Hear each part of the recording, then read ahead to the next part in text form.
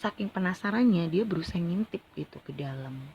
Dan di dalam ruangan itu dia ngelihat ada beberapa orang yang sedang digantung, guys. Jadi posisinya digantungnya itu tangannya yang diikat ke atas, guys, dan dengan tali. Jadi orang-orang ini tuh menahan badannya hanya dengan tali yang terikat di tangan seperti itu. Dan itu posisinya kaki-kaki mereka itu dalam kondisi patah dan luka parah, berdarah sampai darahnya itu netes-netes ke bawah, guys. Dan mereka itu berpakaian dokter serta suster. Dan gak cuman kaki-kaki mereka yang luka, itu sekujur tubuhnya tuh juga luka parah. Tangannya juga luka-luka, muka mereka juga luka-luka, dan itu penuh darah. Dan baju mereka yang berwarna putih itu juga banyak bercak-bercak darah. Dan si Tony ini langsung takut kan. Dia sempat menggigil saking takutnya. Cuman dia teriak itu gak bisa, kayak mulutnya jadi keluk gitu ya. Dia gak bisa teriak, tapi saking keponya dia masih ngintip gitu loh. Dia sambil penasaran apa sih yang sebenarnya terjadi seperti itu. Terus dia juga melihat kayak penampakan tentara gitulah ya. Tentara, entah itu tentara Jepang atau tentara Belanda ya. Pokoknya itu tentara. Gue juga gak begitu detail soalnya cerita yang gue dapat. Jadi tentara-tentara itu masih menyiksa suster dan dokter-dokter yang sedang digantung. Nah, pas si Toninya ini masih ngelihat ke arah dokter dan suster-suster itu yang lagi disiksa, tiba-tiba ada salah satu sosok yang digantung itu jatuh, guys. Talinya itu putus, dia jatuh ke bawah. Dan tadinya tuh cuma diem aja, nggak bergerak gitu. Tiba-tiba sosok yang jatuh ini bergerak, guys. Dia bergerak ke arah pintu sambil ngesot. Jadi dengan posisi kaki yang patah, dan dia tuh ngesot dengan tangannya itu yang kayak merangkak gitu loh, menuju ke arah pintu, ke arahnya si Tony kayak gitu. Dan itu dengan muka yang udah hancur berdarah. Si Tony mundur, tapi dia nggak bisa teriak. Dan si sosok itu juga terus ngedeketin dia sampai akhirnya si Tony ini udah mentok gitu ya, sampai ke tembok di belakangnya dia gitu. Karena dia udah nggak bisa lagi kemana-mana dan sosok itu udah deket banget, jaraknya hanya ya sekitar 1,5 meter lah di depannya dia. Akhirnya dia bisa teriak dan kemudian si Tony ini jatuh pingsan.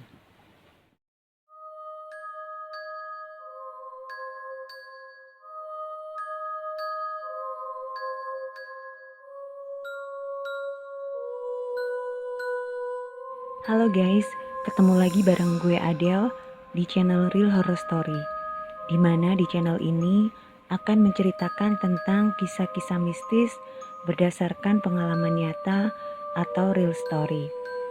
Dan sebelum gue lanjut, silakan klik tombol like dan juga subscribe bagi kalian yang belum subscribe.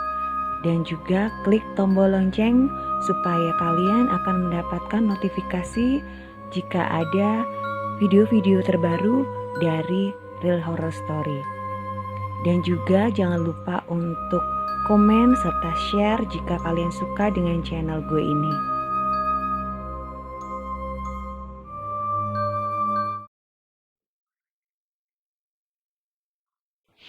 Nah guys, kali ini gue bakalan cerita tentang urban legend yang ada di sekolah gue dulu. Gue emang gak spill ya, ini sekolah gue waktu gue SMP atau SMA. Karena sekolah itu masih ada guys sampai detik ini. Jadi buat jagain privasi aja ya. Intinya itu waktu gue masih sekolah di sana, di situ ada urban legendnya gitu. Dan ternyata itu nggak sekedar mitos, karena ada beberapa dari siswa-siswi ya sekolah gue itu yang juga mengalami kejadian horor di sekolah gue itu. Nah, bagaimana cerita selengkapnya? Simak terus ya. Nah, waktu itu kejadian ini terjadi pada kakak kelas gue ya, sebut aja Mbak Nike namanya.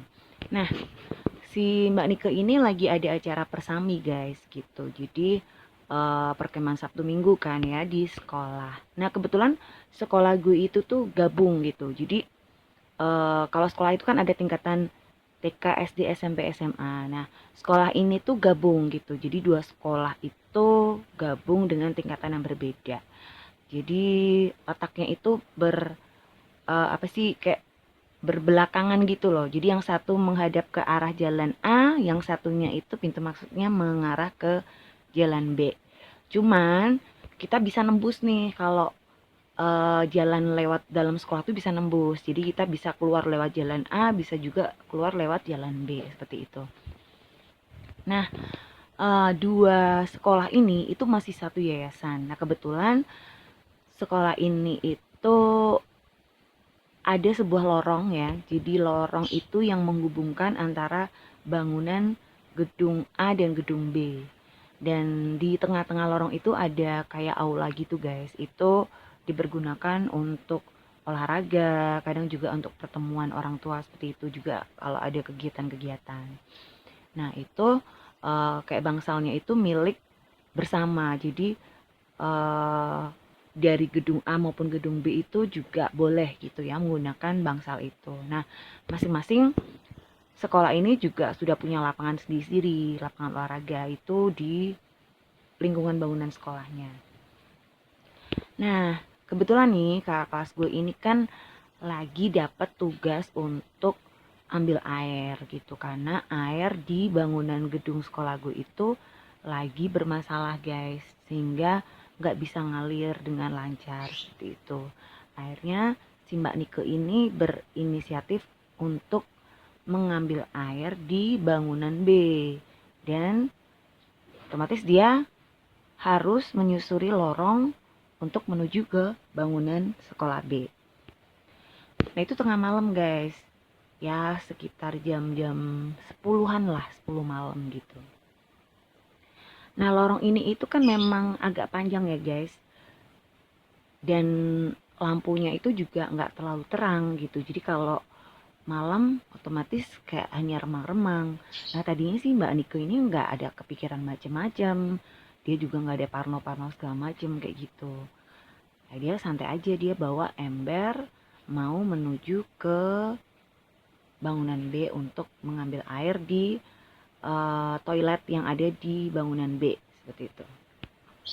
Pas dia lagi jalan, dia ngelihat dari arah bangunan B itu kayak ada yang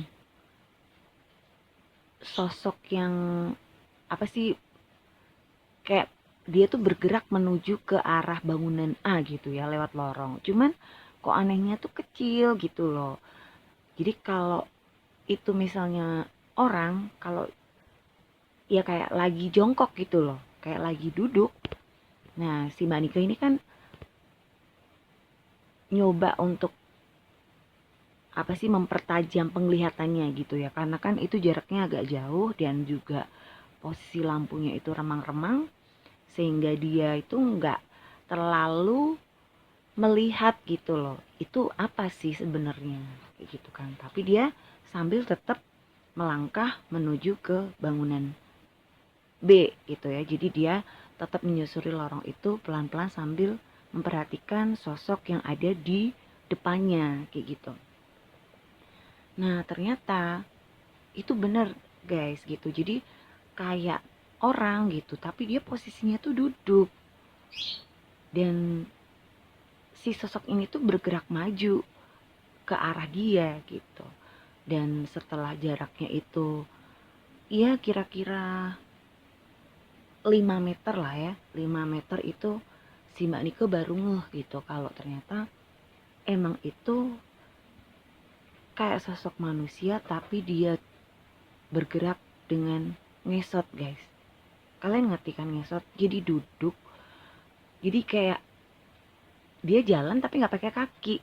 Jadi dia sambil duduk gitu loh guys. Dan yang lebih mengerikan ya, itu posisi kakinya itu berdarah-darah guys.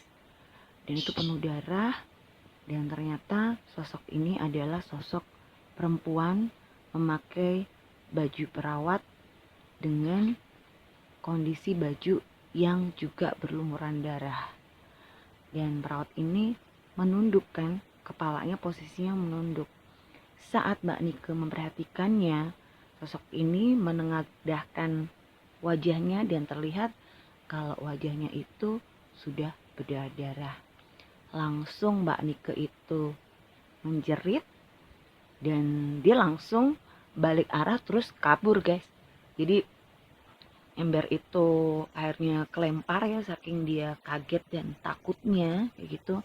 Dia langsung lari guys buat balik ke bangunan A, dan akhirnya nggak jadi untuk ambil air seperti itu. Nah terus si Mbak Nike ini kan udah lari pokoknya kenceng kan, sampai ke lapangan di sekolah A gitu ya. Terus ada guru pembina pramuka kan, karena dia persami itu kan, persami pramuka tuh. Nah guru pembinanya kan nanya, Nike ngapain kamu kok sampai lari-lari kayak gitu, ngos-ngosan, mana airnya kayak gitu kan.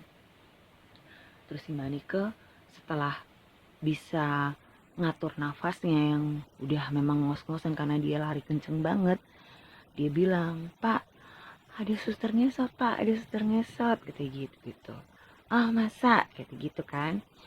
Si guru pembinanya itu bilang kayak gitu. Iya Pak, ada suster ngesot. Di mana? Itu di lorong gitu. Terus embernya mana? Embernya nggak tahu Pak tadi. Kayaknya jatuh di sana. Saya udah takut banget, kata si Mbak Nika seperti itu kan. Nah akhirnya setelah Mbak Nika ini tenang, guru pembina tadi meminta Mbak Nika untuk ikut bersamanya buat ngambil ember yang jatuh tadi, sekalian ambil air gitu ya. Dan si guru pembina ini mau ngecek benar nggak sih gitu. Akhirnya mereka sampailah di lorong yang menghubungkan antara gedung A dan gedung B tersebut. Tapi ya udah, pastinya kan udah nggak ada dong, itu si suster ngesotnya udah hilang kayak gitu. Dan emang bener itu ember masih kegeletak di situ. Ya udah akhirnya ember itu diambil dan mereka mengambil air di bangunan B. Setelah itu kembali lagi ke bangunan A untuk melanjutkan acara persami.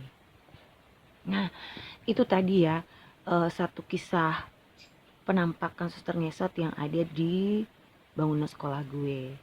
Dan nggak cuman itu guys, ini juga ada kejadian yang dialami oleh siswa-siswi lain dari sekolah gue juga. Nah ini angkatannya itu ada di atasnya Mbak Nike, jadi itu kelas gue agak jauh juga ya. Dan ini cerita ini juga gue dengar dari mulut ke mulut gitu, jadi dari kakak kelas gue juga seperti itu. Waktu itu ada kegiatan kayak apa sih, kayak pentas seni, terus kegiatan basar juga. Jadi itu ada kayak pasar malam, tapi yang dijual itu adalah hasil karya siswa-siswi dari sekolah gue dan juga sekolah yang di bangunan B. Jadi itu kan satu yayasan tuh guys. Nah itu kebetulan ada acara ulang tahun sekolah gitulah ya. Jadi acara ulang tahun yayasan sekolah, jadi semuanya ikut berpartisipasi dalam acara basar. Nah, basar itu diadakan dari pagi sampai malam hari. Nah, kebetulan saat itu udah malam ya, udah menjelang isya lah, jadi habis maghrib seperti itu.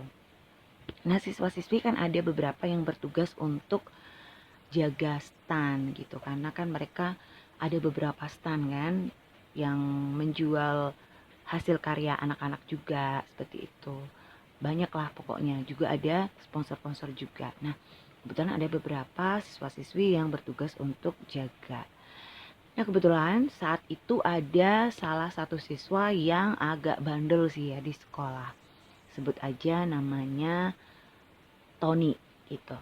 Nah si Tony ini memang anaknya tuh usil dan keponya tuh setengah mati guys. Dia tuh suka apa sih pengen tahu gitu. Jadi keinginan tahunya tuh gede banget. Dia juga udah denger tuh urban legend di sekolah kalau memang ada suster ngesot dan dokter ngesot seperti itu di sekolahan kayak gitu. Cuman ya karena nih anak emang agak-agak bandel dan dia agak nggak percaya gitu ya. Jadi dia tuh pengen ngebuktiin gitu, bener gak sih gitu. Ini anak memang ya lumayan berani juga kayak gitu. Nah, di bangunan sekolah gue yang bangunan A itu ada kayak menara guys. Jadi bangunan sekolah gue ini itu tuh bentuknya masih kayak bangunan lama ya. Jadi kayak bangunan Belanda gitu. Dimana ada 2 tingkat, kalau yang di sekolah gue itu ada 2 lantai. Nah, itu lantai 1 dan lantai 2 itu kelas-kelas semua gitu. Terus di tengahnya ada lapangan. Nah, di lantai 2 itu ternyata ada bangunan lagi naik ke atas, tapi itu cuman bangunan kecil aja guys. Jadi kayak semacam menara gitu. Nah, mitosnya itu menara dulunya dipakai untuk mengintai gitu. Jadi kalau kayak pejuang-pejuang Indonesia tuh, mereka kalau mau ngelihat penjajah tuh dari situ. Kalau misalnya ada penjajah mau datang nih, nah mereka memantaunya dari menara itu.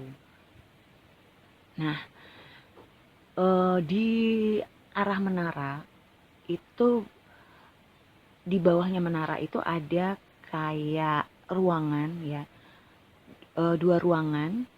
Nah, yang satu ini emang pintunya itu ditutup guys dan nggak pernah dibuka. Waktu gue masih sekolah di situ pun itu ruangan itu juga pintunya selalu tertutup. Dan katanya sih kuncinya udah hilang, pintunya rusak. Jadi gue juga nggak tahu. Kalau kabar-kabarnya sih itu cuman gudang nggak kepake kayak gitu.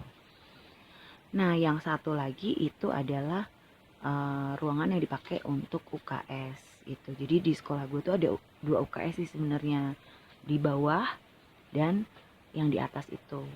Nah, kalau yang di atas tuh jarang dipakai guys, kecuali kalau yang UKS bawah penuh baru yang di atas itu dipakai. Cuman entah kenapa kalau gue ya dulu gue sakit dan gue pengen ke UKS, gue lebih nyaman yang di atas karena tempatnya lebih bersih guys. Kan jarang dipakai ya.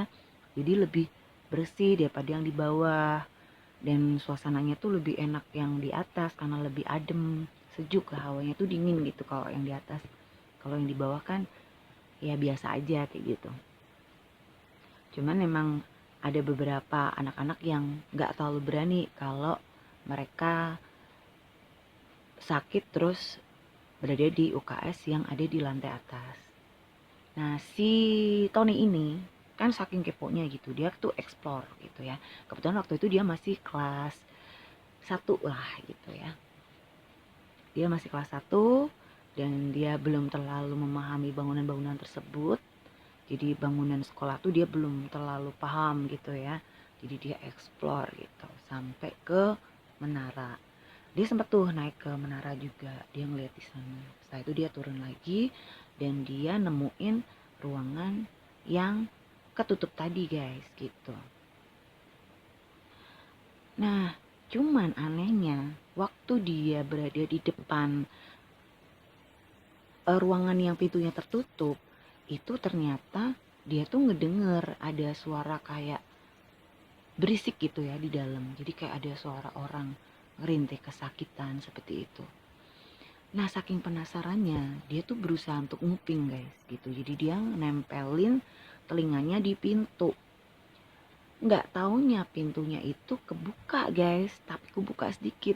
Jadi karena emang pintu itu udah lama nggak pernah dibuka, jadi kayak seret gitu loh. Tapi itu bisa ngebuka dan sedikit dan bunyi keret gitu. Dia sempet kaget kan, dia hampir kejatuh gitu karena itu pintu tiba-tiba ngebuka kan.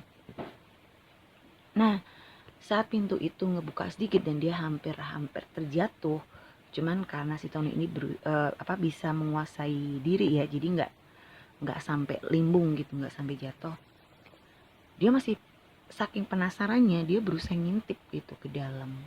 Dan di dalam ruangan itu dia ngelihat ada beberapa orang yang sedang digantung guys. Jadi posisinya digantungnya itu tangannya yang diikat ke atas guys, dan dengan tali. Jadi orang-orang ini tuh menahan badannya hanya dengan tali yang terikat di tangan seperti itu. Dan itu posisinya kaki-kaki mereka itu dalam kondisi patah dan luka parah, berdarah sampai darahnya itu netes-netes ke bawah guys. Dan mereka itu berpakaian dokter serta suster. Dan gak cuman kaki-kaki mereka yang luka, itu sekujur tubuhnya tuh juga luka parah. Tangannya juga luka-luka, muka mereka juga luka-luka, dan itu penuh darah. Dan baju mereka yang berwarna putih itu juga banyak bercak-bercak darah. Dan si Tony ini langsung takut kan. Dia sempat menggigil saking takutnya.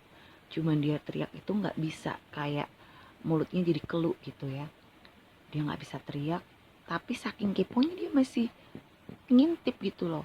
Dia sambil penasaran apa sih yang sebenarnya terjadi seperti itu. Terus dia juga melihat kayak penampakan tentara gitulah ya.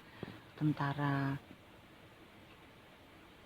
entah itu tentara Jepang atau tentara Belanda ya. Pokoknya itu tentara. Gue juga gak begitu detail soalnya cerita yang gue dapat.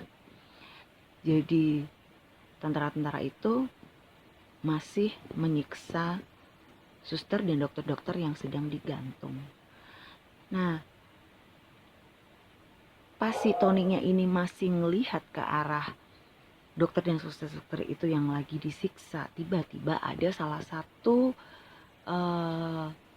sosok yang digantung itu jatuh guys. Talinya itu putus, dia jatuh ke bawah. Dan tadinya tuh cuma diem aja, nggak bergerak gitu.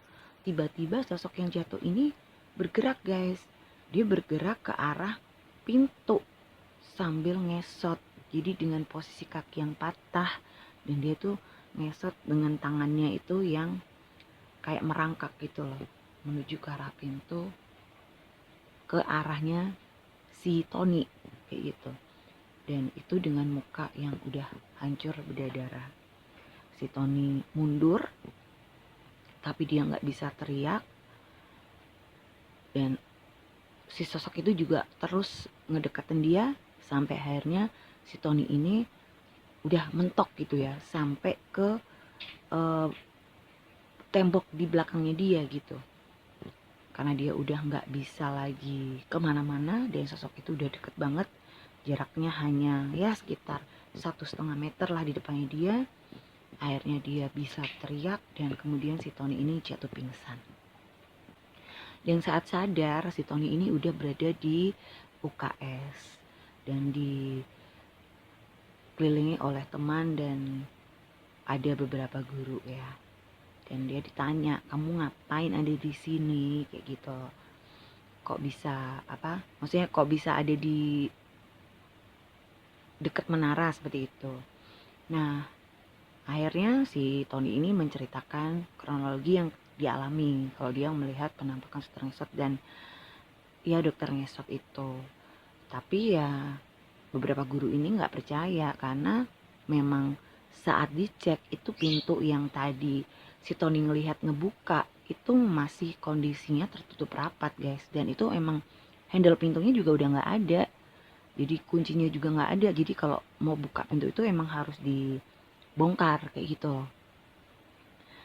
Nah tapi ya si Tony bilang tadi tuh kebuka, tadi saya lihat gitu. Cuman ya karena kenyataannya yang dilihat orang-orang itu pintu masih ketutup ya, mungkin mereka mikir si Tony ini hanya halu kayak gitu loh guys.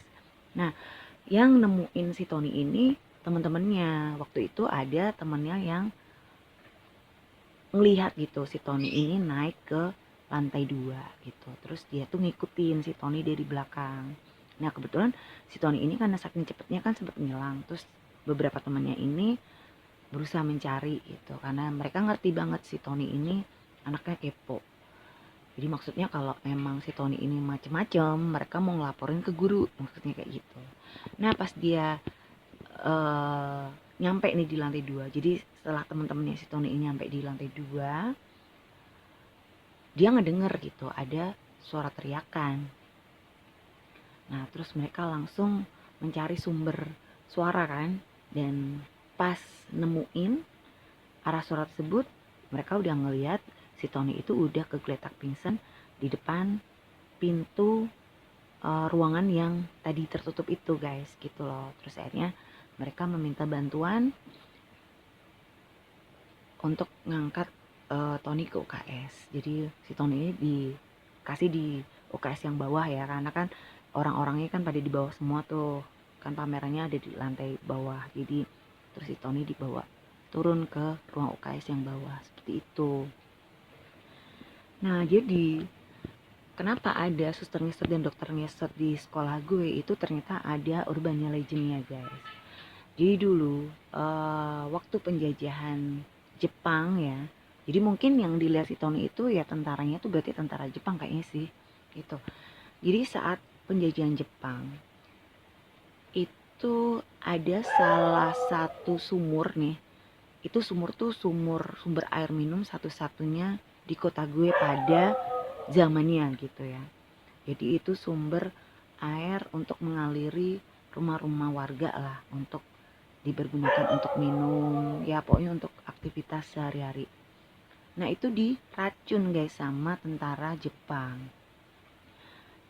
Nah karena jumlah racun yang masuk ke rumah-rumah itu kan nggak banyak banget, jadi nggak langsung meninggal gitu ya orang-orang kan. Itu kan racunnya dimasukin ke dalam sumur, dan air di sumur itu yang dialirkan ke rumah-rumah warga. Jadi warga yang mengkonsumsi air itu, yang minum itu keracunan otomatis, tapi nggak yang langsung meninggal. Karena kan mungkin jumlahnya kan hanya beberapa gitu kan yang masuk. Tapi itu mengakibatkan muntaber parah seperti itu. Dan mereka harus dirawat di rumah sakit, ya kan? Nah waktu itu ada hanya ada satu rumah sakit yang ada di kota gue, dan karena tenaga medisnya itu sudah tidak mencukupi karena saking banyaknya pasien yang masuk ya, itu sampai nggak muat gitu loh guys. Kayak waktu COVID tuh ya, waktu COVID itu kan banyak sekali rumah sakit yang sampai tidak mampu untuk menampung ya jumlah pasien gitu, karena keterbatasan tempat, kamar, dan juga tenaga medisnya. Nah itu seperti itu guys yang terjadi pada saat itu. Sampai akhirnya mereka itu harus dititipkan di beberapa bangunan yang dialihfungsikan sebagai rumah sakit sementara. Jadi dadakan kayak gitu. Nah tapi tentara Jepang ini kan memang saking kejamnya nih ya, kalau ketahuan ada yang dirawat di luar rumah sakit tersebut, itu bisa dibunuh guys gitu loh. Jadi bisa dibantai gitu, terutama dokter dan suster yang merawat gitu. Jadi emang sengaja, mereka tuh sengaja gitu biar orang-orang keracunan ini tidak mendapatkan pertolongan medis dan akhirnya meninggal pelan-pelan gitu ya, tersiksa seperti itu. Nah kebetulan bangunan-bangunan yang ada di dekat rumah sakit itu termasuk adalah bangunan sekolah gue gitu. Gue nggak terlalu ngerti ya dulu sekolah gue itu apakah sudah berupa sekolah juga atau mungkin bangunan lain, gue nggak terlalu ngerti. Tapi yang jelas itu bangunan udah ada sejak zaman perang kayak gitu. Jadi ada beberapa tempat ibadah juga yang dijadikan kayak rumah sakit dadakan. Nah itu tetap gak bisa menampung jumlah pasien, sehingga bangunan sekolah gue juga dijadikan tempat untuk menampung pasien-pasien dan juga tenaga-tenaga medis yang tentu saja itu sembunyi-sembunyi gitu loh guys ngerawatnya seperti itu. Nah ternyata itu ketahuan guys gitu, ketahuan sama Jepang, sehingga ada beberapa yang dibunuh. Salah satunya di bangunan sekolah gue, itu dokter dan susternya itu yang disiksa seperti itu. Mereka ditangkap dan digantung dengan cara tangannya yang diikat kemudian digantung di atas. Dibayangkan itu pastikan tangan sakit banget dan bisa patah karena harus menahan berat tubuh ya. Nah itu digantung seperti itu, masih dipukulin juga, masih dicambukin, dan kaki-kaki mereka itu dipatahkan supaya nggak bisa jalan kayak gitu. Jadi dibiarin mati pelan-pelan gitu loh guys, seperti itu. Nah itu kejadiannya kayak gitu. Makanya kenapa di bangunan sekolah gue juga bangunan B, terus ada beberapa bangunan di sekitar sekolah gue itu juga mitosnya ya, hantunya itu sama, suster ngesot dan dokter ngesot, karena memang mereka itu adalah suster dan dokter yang bertugas saat itu yang menjadi korban pembantaian dari tentara Jepang.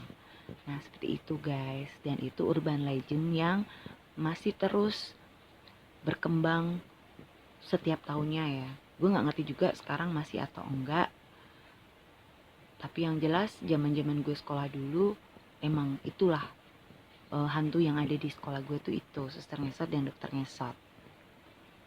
Nah itu guys tadi urban legend yang ada di sekolah gue ya. Semoga cerita gue kali ini bisa menghibur kalian semua, khususnya pecinta horror story. Mungkin kalau kalian juga punya cerita horor nih, cerita horor ya, aduh belibet, tentang sekolah kalian mungkin, atau ya bangunan-bangunan yang mungkin berhubungan dengan kalian ya, pekerjaan kalian, bisa kalian share ya ke Real Horror Story. Nanti cerita kalian bisa kalian kirimkan ke email dari RHS. Emailnya bisa kalian lihat di deskripsi ya guys. Dan sekarang Real Horror Story juga ada Spotify-nya guys. Nanti linknya juga gue cantumin di deskripsi. Jadi jangan lupa mampir ke sana ya guys.